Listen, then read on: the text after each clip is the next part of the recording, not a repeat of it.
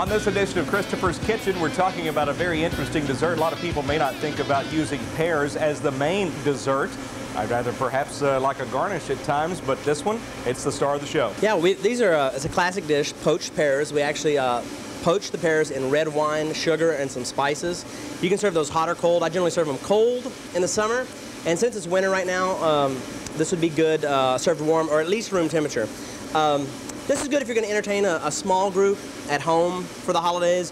This is not something you want to do for 40 or 50 people, although you could. This works best for 6, 8, 10 people at home. Let's talk about preparation here. Sure. I'm using Poached pears today. Those are good for boiling. They hold up real nicely. You can see these are quite large. Definitely one per person is plenty. Now you want to buy a pear that's not overripe in this case. I mean, just still firm, not mushy. Do not buy mushy pears because these are going to boil in this red wine for about 20, 30 minutes maybe. And also you notice I leave the stem intact here. It makes a nice presentation at the end. So you're going to put that in red wine. You can use any sort of red wine that you want. That is about 1 liter. Okay. Now, a normal bottle of wine that you get is 3/4 of a liter, but they do sell liter bottles. But don't spend a lot of money on the wine. You are going to boil most of the characteristics out of it, and you're adding spices and stuff to it anyway. So about 1 liter of red wine. I've got 1.5 cups of sugar. Do just a pinch of nutmeg, a pinch of cloves, and 1 cinnamon stick. Bloop. And we're just going to put that on the stove, Mike. Okay, now, Mike, we just want to bring that to a boil. And once it comes to a boil, just lower it down to a simmer. Make sure you turn them. Now, I've only got 3 here, but for this much wine, you could do 4, maybe even 6 in there. Now, what color are we looking for here? That ruby red. Okay. Some might, in this town, might say maroon. Right. Okay. I'm just going to check these for doneness. Just stick my knife in, make sure it comes out nice and easy. Okay. And those are good. I've actually let these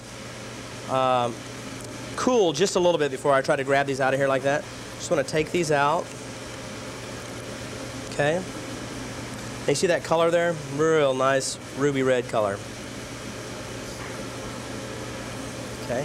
Now, Mike, I'm going to put this liquid back on the stove, and we're going to reduce that until it becomes kind of like a sauce consistency or a syrupy consistency. All right, and besides just the pear on a plate by itself, you're going to add a nice little sauce with it. Yeah, we're going to make what's called a creme anglaise. If you didn't want to make this, you could actually melt some vanilla ice cream, and nobody would know the difference. It'd be just fine. But we're going to do it from scratch here since Mike demands that from me. Okay, I've got my 3 egg yolks here. I'm going to add about a teaspoon of vanilla to that. Okay. And I also have about 2 cups of heavy cream here on the stove. And I've taken it off just before the boiling point. You don't want that to boil. And then what we're going to do is temper the egg yolks, okay? So we're going to add just a touch of this almost boiling cream. Just warm up those egg yolks. If we were to add this too fast, Mike, it would curdle. They're turning into scrambled eggs. That is correct. So we're just adding just a little bit at a time.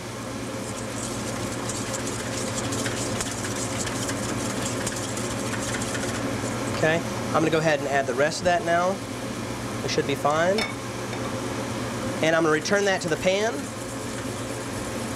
just for a few minutes until that sauce thickens up. Like those egg yolks will thicken the cream. I'm just returning this to the heat, Mike, and we're just going to let that just get a little bit of thickness. It should coat the back of a spoon, okay? So what that means is it should be thick enough just to run your finger across like that, and it's got some consistency to it. That's all we want, just right there, okay? All right, and now comes the finishing touches on the pears. Right. Mike, I'm going to show you a couple of different ways you can present this. Now, what you want to do, you see I've cut the bottom off that so it sits nicely in the pan. I'm just going to make sure that's nice and level. Sorry, it sits level in the plate. Just like that. You can serve it like that with the core in it, and then we can serve our sauces. Or you can take a vegetable peeler and you can core out the core. You can try to get most of the seeds and then plate that. And even better, if you really would like to surprise your guest, you could take your vegetable peeler and really core out the inside of this pear. And then you could, I have some pastry cream and whipped cream together, and you can just fill that pear just like that, so that when your guests cut into that with a spoon, it'll be a nice surprise, okay? And now, Mike, we have our 2 different sauces for this. I'm going to go ahead and use that filled pear because I think that's That's great. And this is a reduction of the wine. This is the reduction of the wine. You can see that's just a little bit thick there. It's got the nice spice. And you just want to let that coat the bottom of the plate and also coat that pear because it'll shine it up a little bit. Now I have the cremon glaze that we've done, and I'm just going to drizzle this right over the top. Today we're serving these room temperature. I'm just going to drizzle that right over the top like that. Let that pool in the bottom. And then you can garnish with just a basil leaf or something. Now some people like to put a little leaf here to make it look like the pear. And there you have it, Mike. And let's see if we can just kind of cut into this a little bit. Very nice texture. It's probably not the taste most of you were expecting it to be. It wasn't for me anyway. What a great classy dessert that would make to dress up your meal. And don't forget that this is available on the website. All you have to do is go to kbtx.com, access the food page, and all of Christopher's recipes are right there. That's it for this edition of Christopher's Kitchen. We'll see you next time. For Christopher Lampo, I'm Mike Wright.